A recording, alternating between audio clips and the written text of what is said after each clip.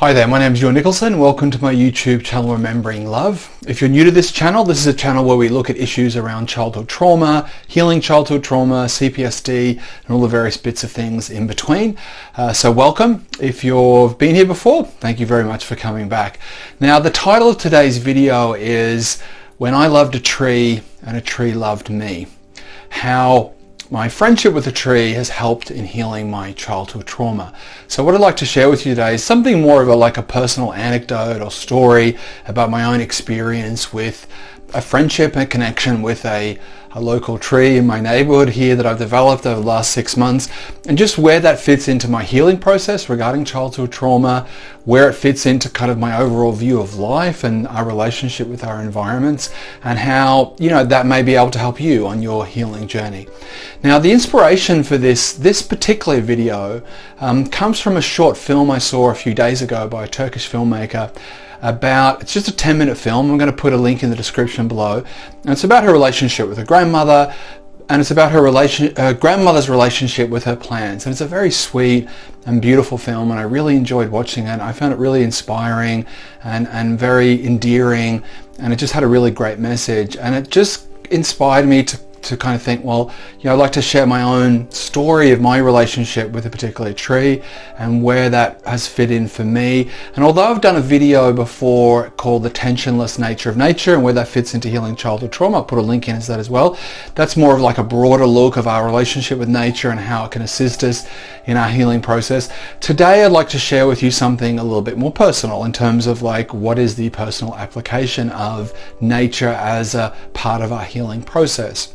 Because to some degree, I think nature is one of these things, our external environment is one of these things where it's very easy to get not immune to it, but just to become really unconscious and unaware of just its reality or its sentience or its aliveness or its presence in a life. That we can walk outside, and where I live in Malaga, it's a very leafy part of I live in a very leafy part of town. There's a lot of trees. I'll show you in a second in some pictures, and I walk around a lot. I don't have a car here. I walk everywhere, and in the process of walking here and there, the temptation or the habit is just to kind of be in your own little world, in your own kind of thought processes, and be walking past and walking in nature without any real appreciation, consciousness, or awareness of just where we live and the life that surrounds us.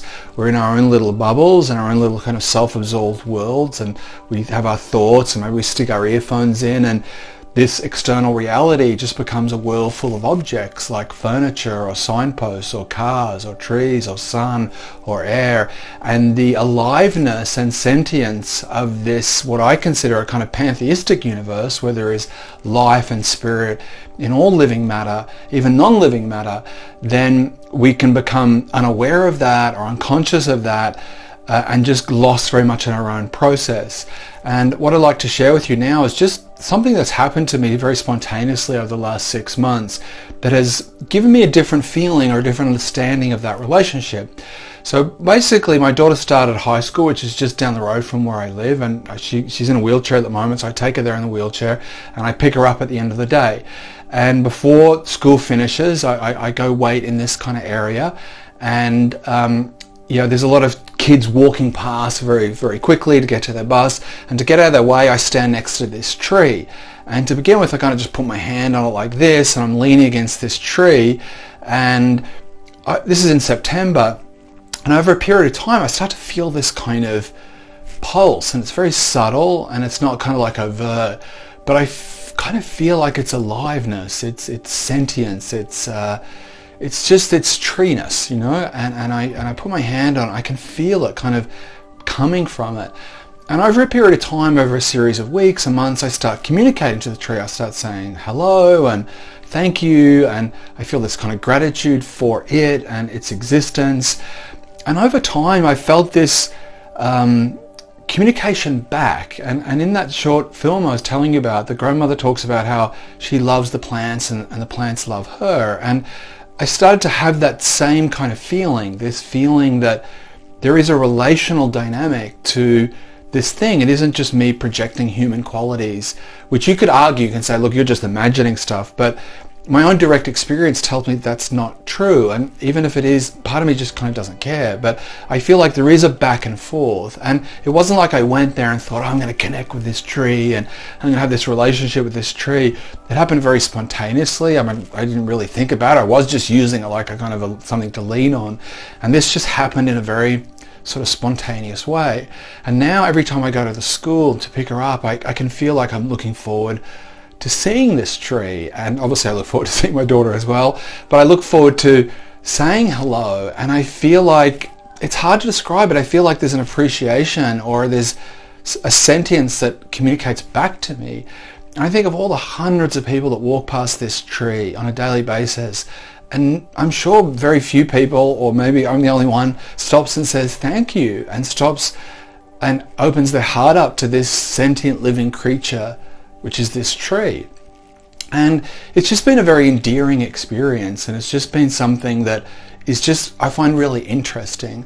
And part of the issue with childhood trauma is most of us, or I'm sure for all of us, our trauma comes from relational dynamics. You know, we are abused, we are violated, we are hit, we are hurt, we are abandoned, we are neglected. Our wounds come from relational dynamics. And the process of healing is relational. We build trust with our therapist, we build trust in our new relationships with our family, with our friends. That process that's been hurt and injured through our relational dynamics is healed through our relationship dynamics. And obviously our human, in inverted commas, relationships are central to that, but it's not limited to that. You know, relationship dynamics aren't limited to just human-to-human interactions. For a lot of people, their pets, their dogs, their cats are a huge central part of their healing process. And nature and our external natural environment is also can be part of that relational process. Because the thing about a tree, there's a beauty in a tree and an isness in a tree, where I feel like when I connect with this particular tree, it's happy to be a tree. It celebrates and is content with itself. There is a tensionlessness in the tree.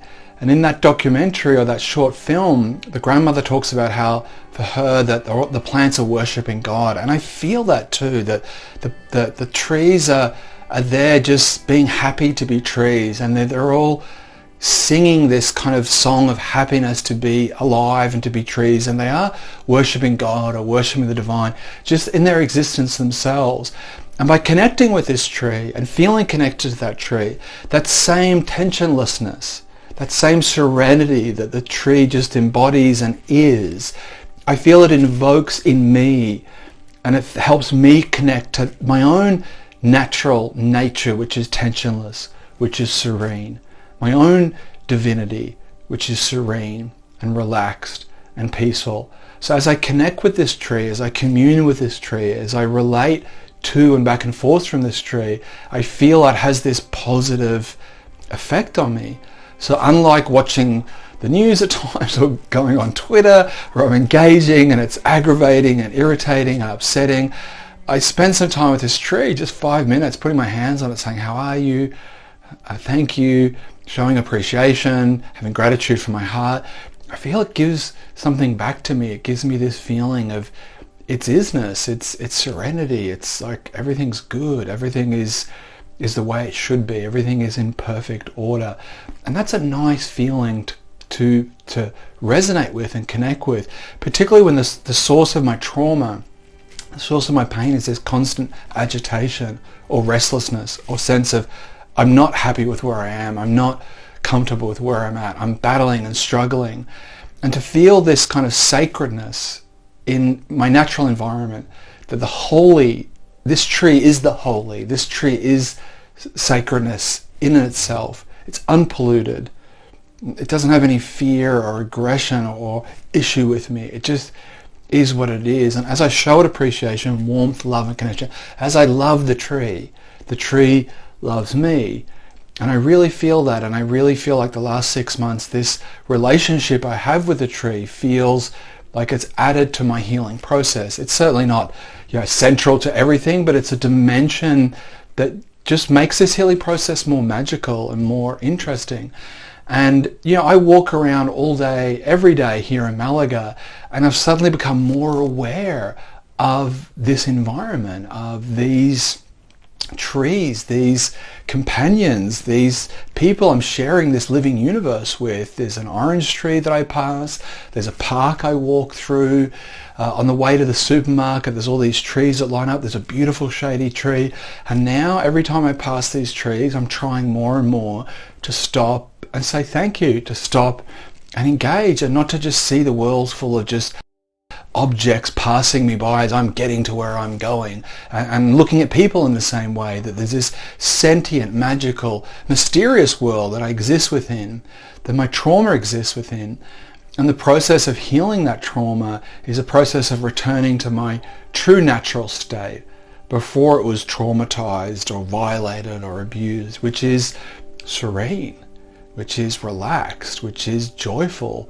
just like the tree.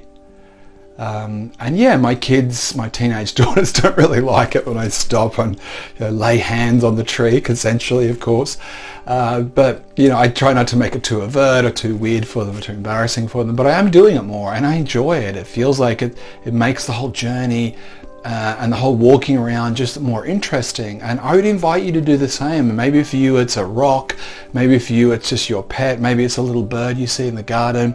It can be anything, but that feeling of I want to engage, I want to open my heart up, I want to connect with the beauty and magic that is all around me. And that healing process isn't just this mechanical thing. It isn't just this kind of thing of knowledge and the application of knowledge. And look, I read a lot of books on trauma and I study it, and I think there's definitely an aspect of that. But there's just something really simple about going outside, feeling the sun on your face, feeling the wind on your face, or feeling the rain, or putting your hand on a tree, or your feet in the sand, or whatever it may be, that is just really straightforward. It's our inheritance. And within our economic and kind of capitalist system, everything's looking to be monetized and commercialized and turned into products, and everything has to be bought and sold, and everything has to have a value. But our relationship to nature, our relationship to our environment, which is also a relationship to ourselves, can't be commodified. I mean, people will try, but it can't be. To go outside and just put your hand on a tree, it's very simple. It's very straightforward. Part of our mind is always trying to look for complicated solutions to complicated problems. Putting your hand on a tree, it's very simple. It's very uncomplicated. The feeling you get back is very simple. It's very uncomplicated.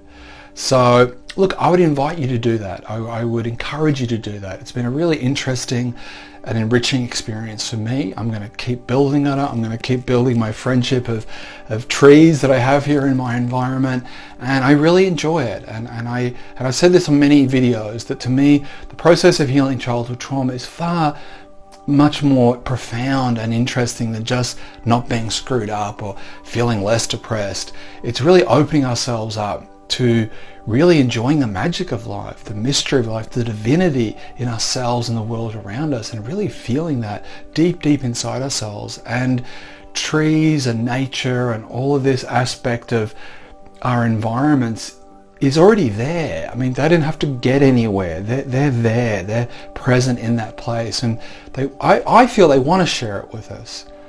I feel that tree appreciates my gratitude. I really do, and I appreciate its appreciation, and there's a sweetness to that relationship that just, I don't know, it feels very endearing. So look, thank you very much for listening. Thank you very much for coming to my channel. If you've enjoyed this, please like and subscribe. If you've got any comments about your own experience with plants, trees, nature, anything like that regarding your own healing process, please leave in the comments below. Thank you very much for listening, and please take care of yourself. Bye bye.